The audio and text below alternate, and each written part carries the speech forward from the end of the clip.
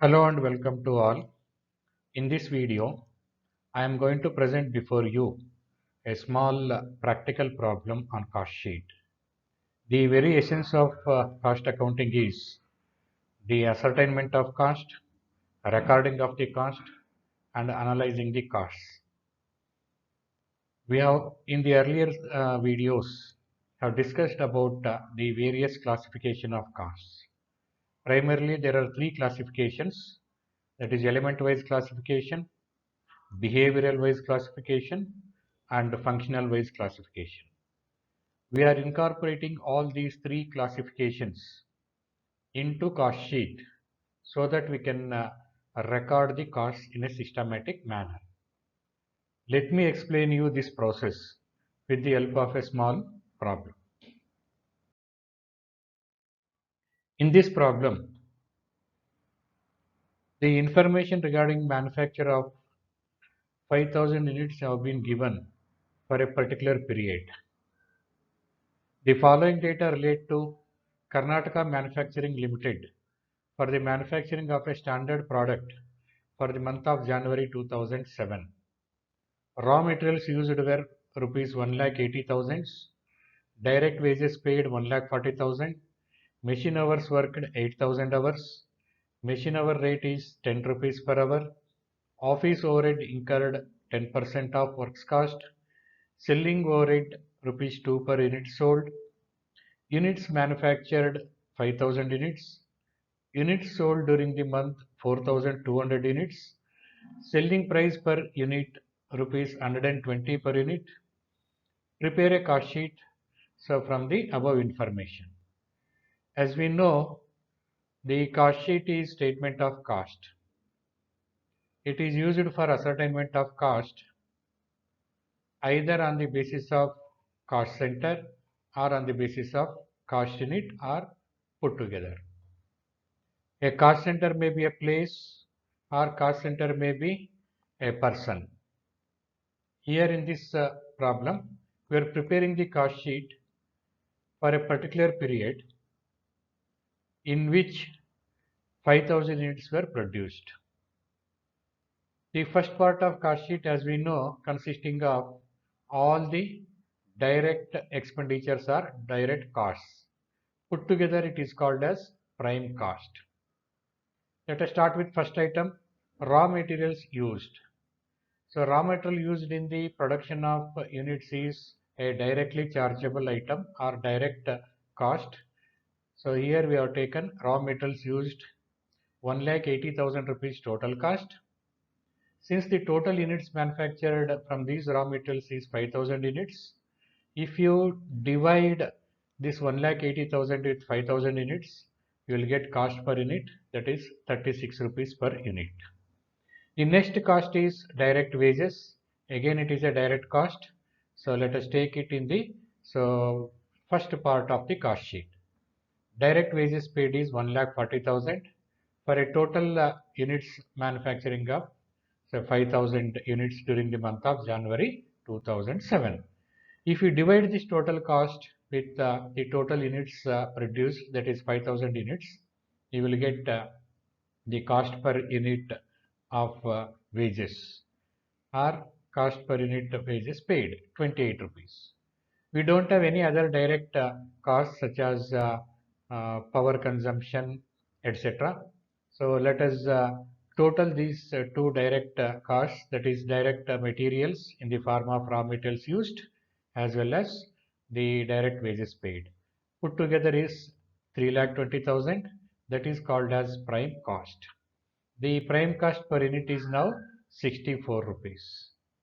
The next stage of cost sheet is recording of the factory costs or factory overheads. It is also called as production costs or production overheads. In the factory or production place, the machineries normally will be used, the factory supervision, factory lighting, factory heating, etc. Let us see the items that are items of expenditures that are incurred in the factory place. Now, after direct wages, next item we have is machine hours worked. a total of 8,000 hours have been worked by the machine.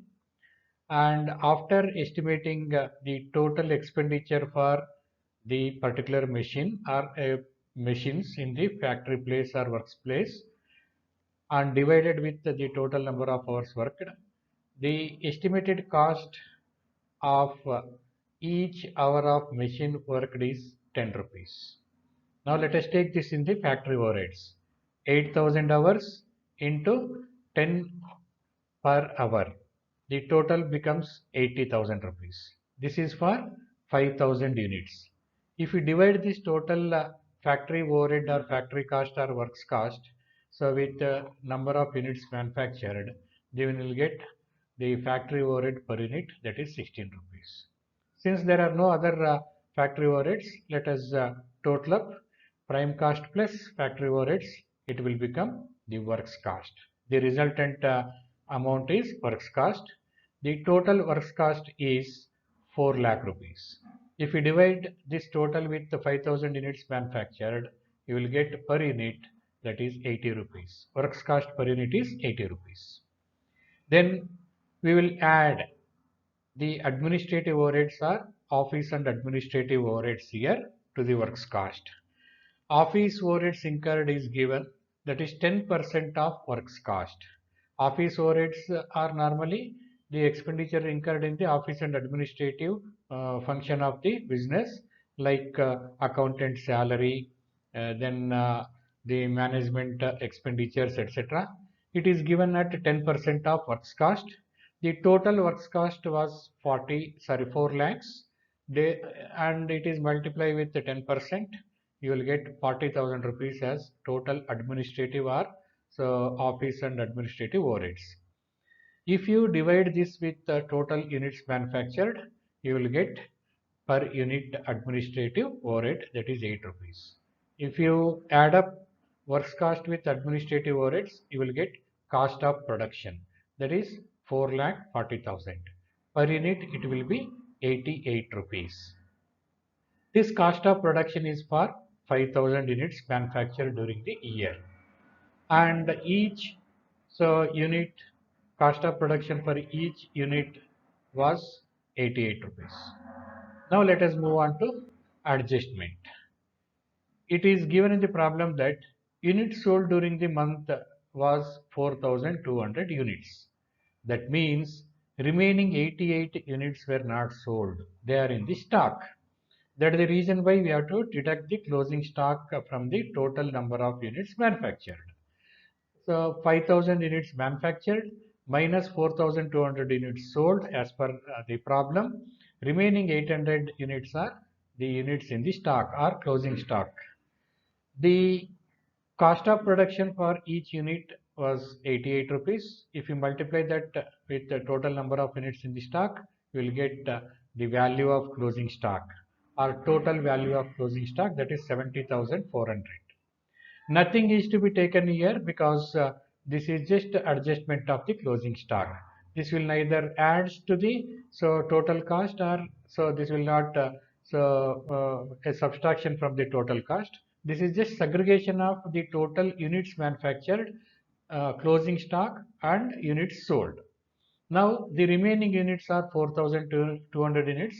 They are called as cost of goods sold. Cost of production 5,000 units. Closing stock value for 800 units.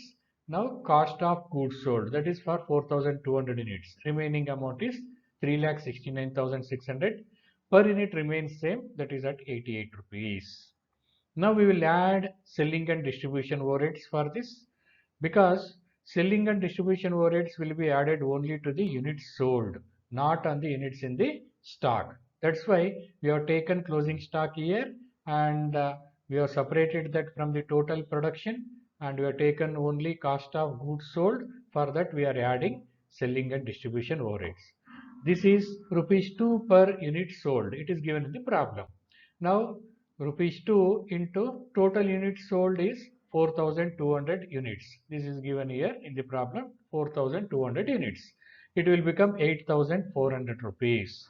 Now if we add up this, cost of sales, that is 3,78,000 rupees. and cost of sales per unit is 90 rupees.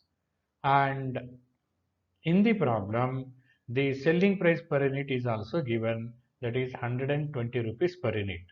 Total units we have sold is 4,200 units into 120 rupees per unit. Pardon, you make it as 120 rupees per unit, and the total is 55 lakh 4,000 rupees. The total amount comes to 5 lakh 4,000 rupees.